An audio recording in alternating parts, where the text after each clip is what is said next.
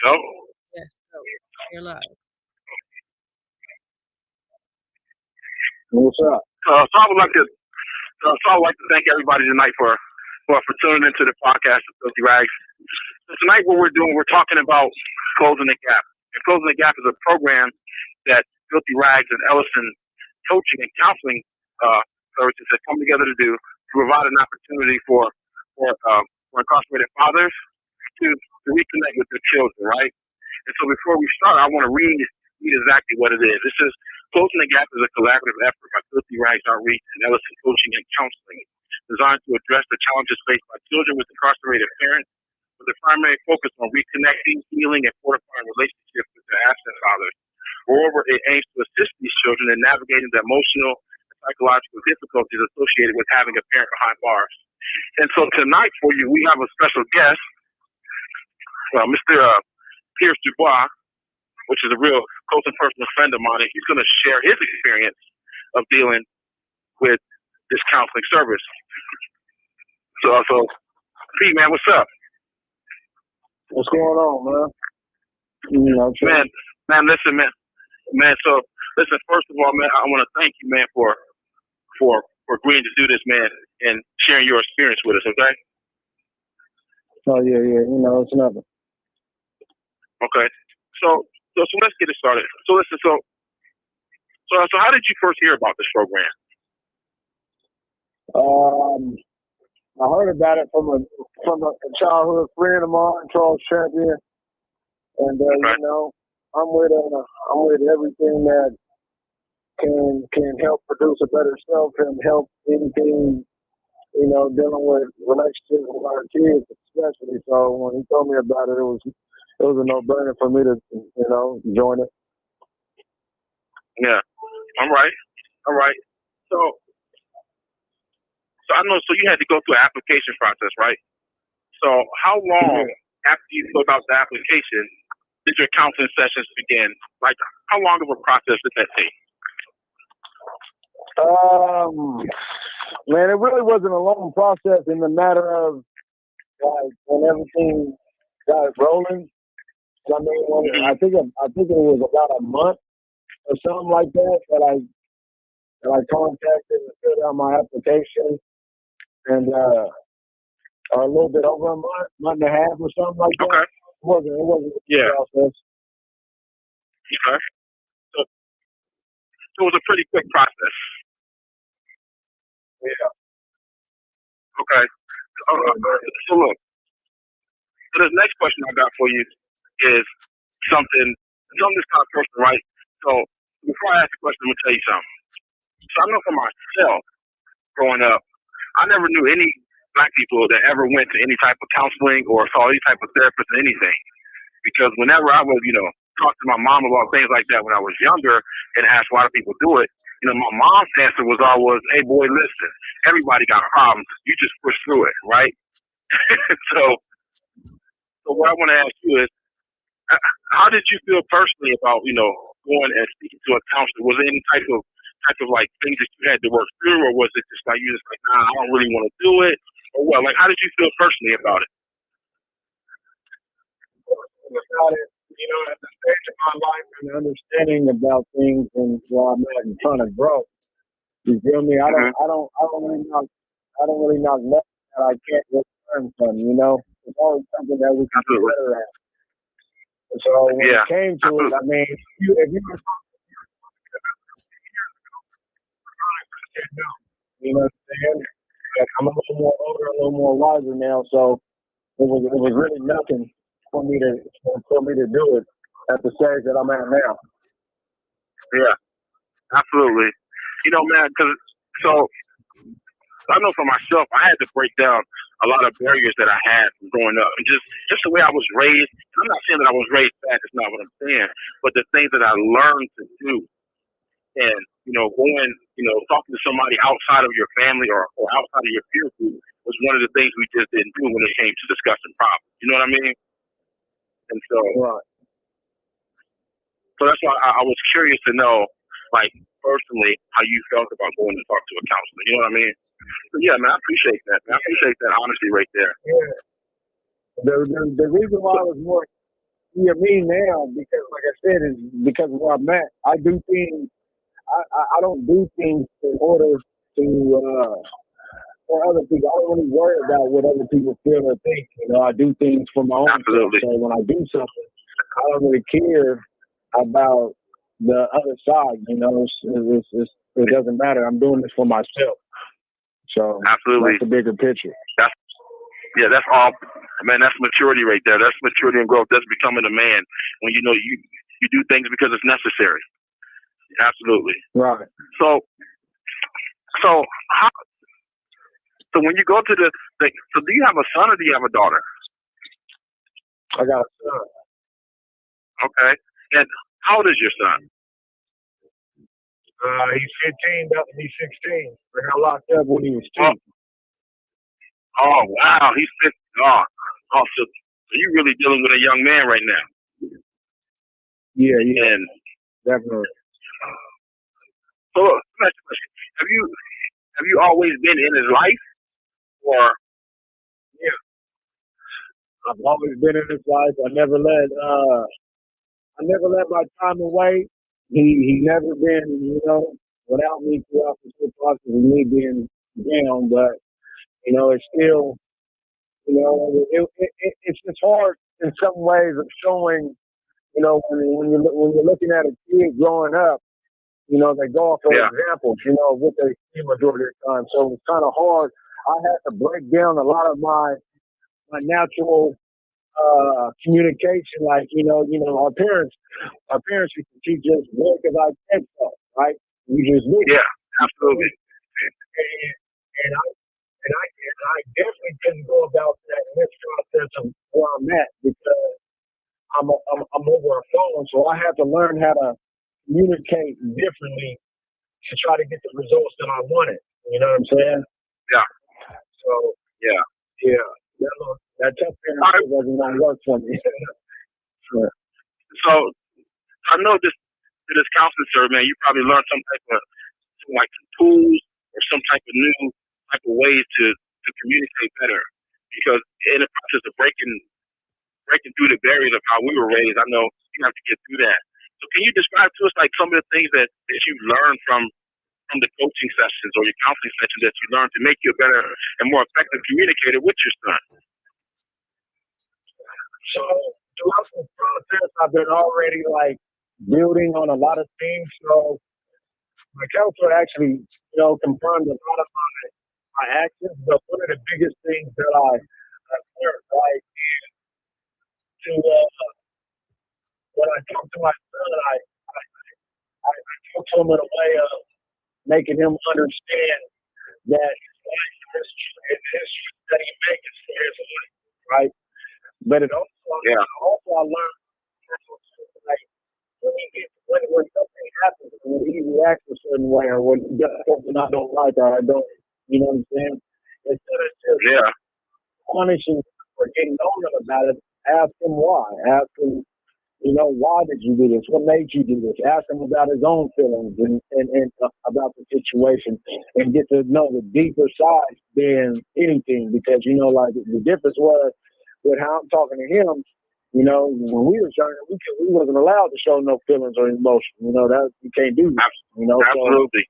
So it's one of the biggest things that I've learned. And so I know for myself too, man.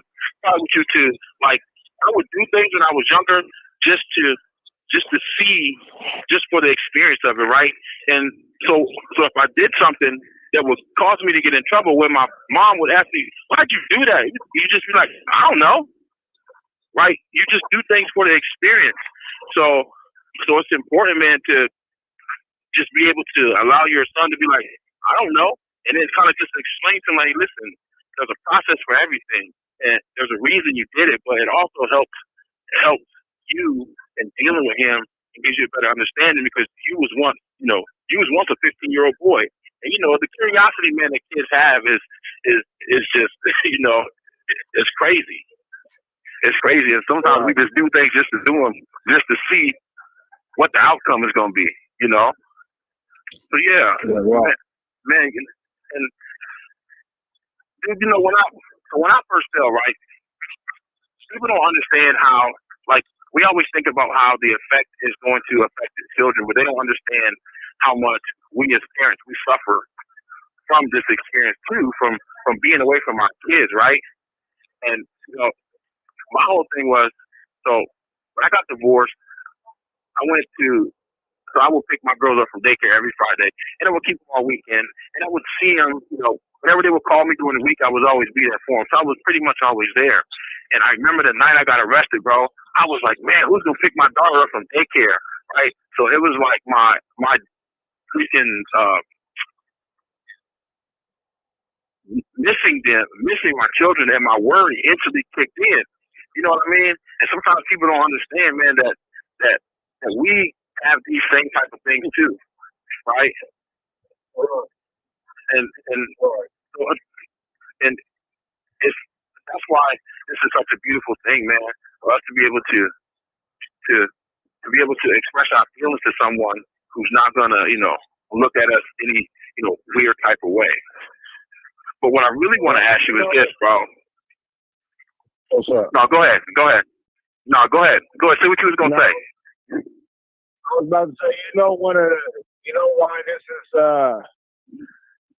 thing, this bridging the gap is a powerful tool because, even though we get incarcerated as fathers, it's we still brought that child into this world. So, regardless of how anything is, the responsibility of us continuing to be in this kid's life is ours. Absolutely. You know what I'm saying? Yeah, I agree with you 100%. Absolutely. My son told me something the other day, which made me happy. You know what I'm saying? Because I got him doing something for me, writing a letter for me so I can try to get about this one. I asked him, I said, man, be honest about everything. Show him, tell him how I ain't been there and da-da-da. And he was like, you know what, Dad? He said, even though you haven't been there, been there. You know what I'm saying? Yeah. I don't feel like you haven't been there. So that was a powerful statement because that just shows that the effort that we put in as dad, as far as it doesn't stop just because we get incarcerated. You know what I'm saying? Yeah. So that's absolutely the gap is for these for fathers that continue to be in their kids' life. It means something. It's you showing the effort. Yeah, absolutely. You know what's crazy? Because I was about to ask you, how is your son responding to this whole thing? But I don't even need to ask you that because that statement you just made when you told the story about the son just answered that question off the muscle, man. And it's a beautiful thing. And I hope you guys continue to just grow with each other from that. You know what I mean? Yeah. Because I know there's so much that that we can grow from it, but so much that they can grow too, man. And I mean, it's just wonderful, man, that the son would say, like, listen, I don't feel like you were never there because you were all, even though you were on the phone, you were always there. You know what I mean? And so that's a major thing, man. So listen, let me ask you this. Yeah. Well, you told him what? No, listen, go ahead and talk, man. Go ahead and talk, because we want to hear. All right. Originally thinking about the counseling sessions at first, right? He, in the process, he wasn't really motivated. He thought he didn't need counseling, right? But I'm teaching him. I'm teaching him you don't gotta need something to do something, right? So, and I explained that a lot of things that I didn't really know how to be. I didn't know how to be a certain father that you deserve, right? So I have to learn certain things. It's like I'm not, you might look at me as Superman. That doesn't mean I need to stop and not look in the mirror and see how I can become a better person and a better father too. So now he's actually open for the discussions because of what I'm getting from it, and I'm teaching these things that I'm gaining from it, and it's good. You feel me? Yeah.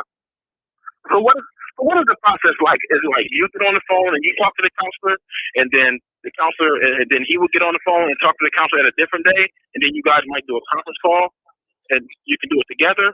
Like, can you explain that process to me a little bit? in the beginning, we haven't had one together. We're actually getting ready to set that up sometime soon. But Okay. so that in the beginning, like I said, he was like, "Man, I don't need counseling. You I have don't 1 minute left. I don't really know what you're Yeah. inferring." But now, as I'm teaching him these little things about like me becoming a better father, it's helping. He's starting to see it like it's not a negative thing, because it's also something that I'm trying to teach him anyway in certain aspects of just learning about yourself and trying to be the best version of yourself you could anyway. So Absolutely. the counseling actually helped me out on some things too. Yeah. Hey, look. So we just heard the phone. A minute left. So what I want you to do is I want you to, so if the phone hangs up, I want you to call back real quick so we can get linked back in so we can continue this conversation. All right? Yeah. I'll just call right now. Yeah. All right. Okay. Yep.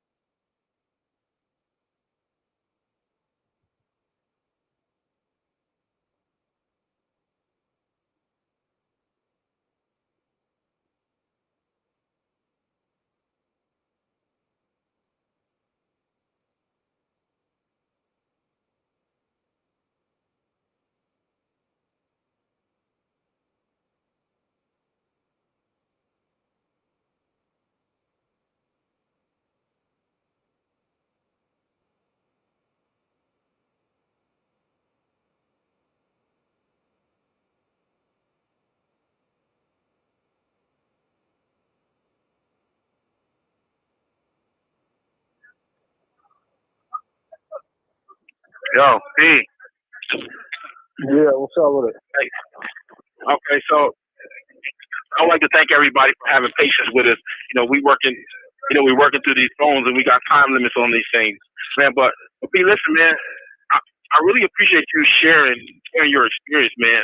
And so what I want to ask you is this: would you recommend this service to anybody else? Would you encourage other cats to like, yo, you need to get on with this right here? I will definitely recommend this, and this is just based off of what just happened with me. I'm gonna explain this real quick. So a little situation here, because I'm not there as his dad. These females, they're doing a wonderful job, man, raising our kids because they're doing it alone. So in the process of me trying to be a father, there's certain aspects that if we was there, certain things would be, right? So something happened where I communicated, something that I want my son to start doing, and it was taken wrong on my son's mom in a way of she thought got him questioning her parenting. But really, I'm really adding to the parenting, because we're doing it together, right? So it's certain things and certain things that our kids learn from our mom and our dad, right? But moms do a wonderful job, but they can't teach a little boy how to be a man. I don't care. I mean, they can do the best they could. But so one thing happened after another where my son's mom got upset with me. So what my counselor offered to do was great. This is why I really recommend it. She offered to do a one-on-one session with my son's mom and my son just to help Absolutely. out with the understanding of the communication that we're doing. You know, and I thought that was very powerful. I thought that was what's up. You feel me? Absolutely. Yeah. But that right there, that's an amazing thing. Because I was just about to say, so how does your son's mom, like, how would she take you to the counseling, and does she even want to be a part of it, so she can incorporate, things that she feels and her own perspective into the process too. See, this situation just happened, so I'm actually working on that part. You know, it was Okay. just the reason why it was so filthy though, because the counselor, I'm thinking the session was just basically based off of me and the counselor. You know, so now this counselor got to go out her way to schedule a time on the schedule of my son's mom, you know, to have a conversation with her. You know, so I just thought that was what's up. You feel me? Because I just thought it was more of a one-on-one basis at a scheduled time, but it's clearly shown that these counselors are willing to do a little more just to get the outcome we desire. You feel me? Yeah. And with that being said, I would like to thank Ellison Coaching and Counseling Service for just going the extra mile with this, man, and really just offering this service to us, and then really just putting their all into it. Because, I had a conversation with somebody, man, just the other day, and I was telling them, sometimes people don't need to be taken care of. They just need to be cared about. Like, sometimes you just need to talk to somebody. And, you need to be able to express things and get certain things out. So this counseling service is really a wonderful thing. And even outside of, working on you with the relationship with your son, like, you might even be able to have some personal growth with some things that you might have been dealing with that you needed to deal with, right? That make sense? Right. Yeah, right. I mean, anything that you need to do, I feel like a person should do anything they need to do to become a better version of themselves. You know what I'm saying? Get to know themselves, get to understand where all your trauma comes from, get to understand yourself on a deeper level, so you can be. We only got this one life, man. I know when I get out of this shit, I ain't about to be worrying about nothing.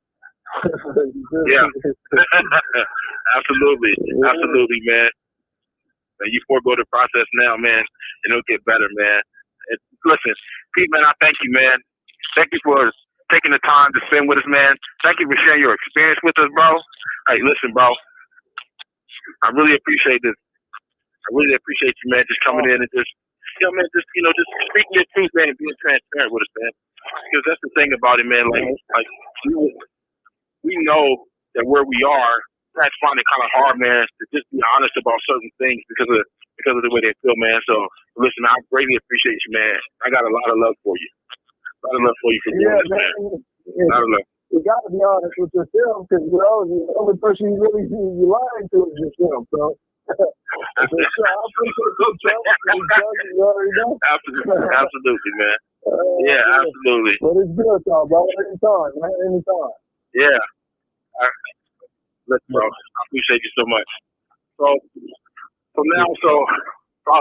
again, I want to just thank everybody that tuned in tonight, man. I want to thank every single person that tuned in tonight, every person that's a part of the Filthy Rag movement, and everybody that has a hand in, man, or a foot in or a leg in doing anything that we need to get done. What I want to do now is I want to bring Jessica in, man, to catch everybody up on all of the Filthy Rags events and the services in any way that that a person might offer some type of help for us or some type of sponsorship or whatever it is that we might need, because she's really like the back that's carrying this thing right now. She's a wonderful lady, man, and she's doing a whole lot of work. So Jessica, are you still there? Yeah, I appreciate it.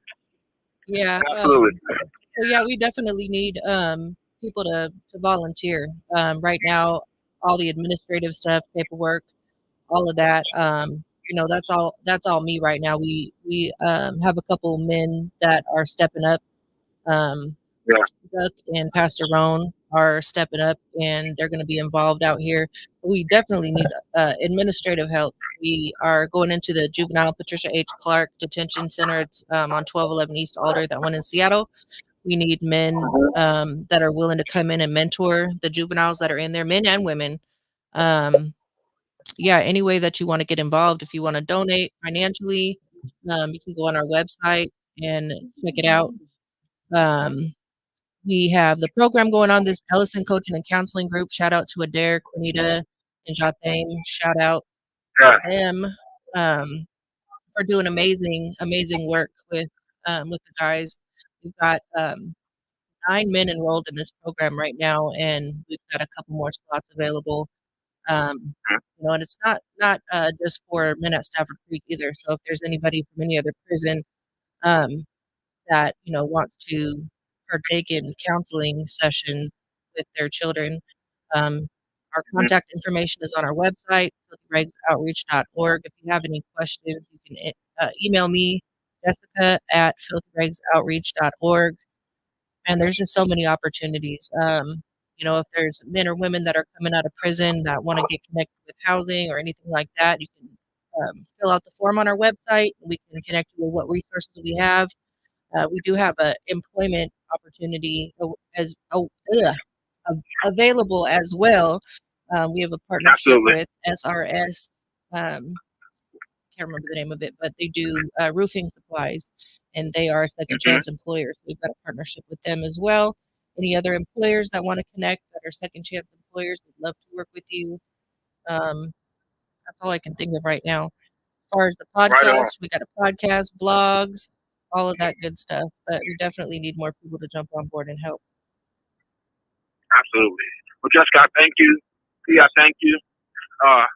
Listen, everybody. I didn't even say my name from the beginning. My name is Charles Ayers. Everybody call me Big Chuck. So forgive me for skipping my own introduction into this whole thing. Listen, we thank everybody, man, that tuned in tonight. Everybody that was a part of this. Pete, we thank you. Jessica, we definitely thank you, because without you, we wouldn't be able to keep this thing. We wouldn't be able to keep this machine on the road. You know what I mean? And so no, I'm serious. If you guys really understood what she does, like, it's so much. And so any of your time, if there's anybody out there who has free time that wants to do something to make a difference, then contact Jessica, man, and become a part of this thing. Men out there that want to mentor young men, or women that want to mentor young women, or vice versa. Contact Jessica, man. Come and be a part of this thing, because this thing is huge, and it's just gonna get bigger. It grows every day, and it's not. We're in this for people, because we love people. We don't do it for applause. We don't do it for kudos. We do it because we love people. And that's the whole thing. And that's what it's really about. So I want to thank everybody who tuned in. I want to thank everybody who was a part of it. And I want to thank everybody right now who's thinking about being a part of it. Okay? So, listen, love y'all. And I'll see y'all the next time we tune into this. P, I love you. Jessica, thank you. I love you too. And I'll talk to you guys later, all right? Y'all have a good night. All right, you too. Y'all have a good night. All right. Yeah. The caller.